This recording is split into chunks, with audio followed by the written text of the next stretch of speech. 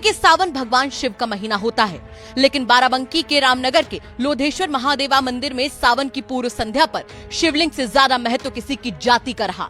आरोप है कि यहाँ एक दलित युवक ने शिवलिंग पर जलाभिषेक किया और फिर जो हुआ वो ईश्वर का नहीं, समाज का असली चेहरा दिखाता है। जहाँ मंदिर के अंदर पवित्रता की रक्षा जाति सूचक गालियों और लात घूसों से की गई। दावों की माने तो एक दलित युवक शैलेंद्र प्रताप उर्फ शेखर गौतम सावन की शाम मंदिर पहुंचा। उसकी गलती बस इतनी थी कि उसने शिवलिंग पर जल चढ़ा दिया। बस फिर क्या था, मंदिर के पुजारी आदित्य तिवारी और उनके सुपुत्र अखिल तिवारी और शुभम तिवारी ने उसे जाति सूचक गालियां दी। पूजा सामग्री से पीटा गया और फिर मंदिर के घंटे से हमला किया गया। हाँ, सही सुना आपने, मंदिर का घंटा, जिससे कभी आरती गूंजती है उससे अब खून टपक रहा है। गंभीर रूप से घायल शैलेंद्र को जिला अस्पताल में भर्ती कराया गया और बाकी वही जो हर बार होता है। एफआईआर लिखी गई, अब आगे जांच होगी, बयान लिए जाएंगे। क्या नाम है भाई आपका? आपको चोटें सब कैसे लगी, क्या मामला हुआ? और वहाँ पे ये लोग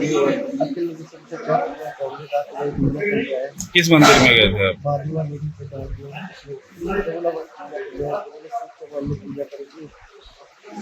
वो दादाजी ने पकड़ लिया, स्टार्ट कर दिया। वो घंटा और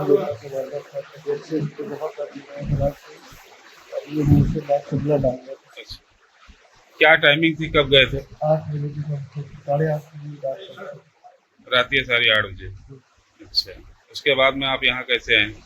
जहाँ एम्बुलेंस है वहाँ पे रात बजे से रिफर कराया। क्या कहना चाहते हैं इसके बारे में, क्या लगा? कार्रवाई करी जाए,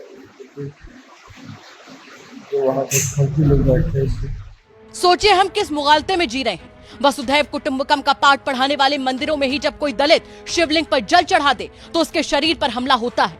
क्या यही है 77 साल की आजादी का फल? क्या अछूत कन्या 1936 की फिल्म थी या 2025 की सच्चाई? सोचिए, बहुत सोचिए। जब देश डिजिटल इंडिया, चंद्रयान और G20 पर गर्व कर रहा है, उसी देश का एक नागरिक आज भी सिर्फ इसलिए मारा गया क्योंकि उसने पूजा कर ली।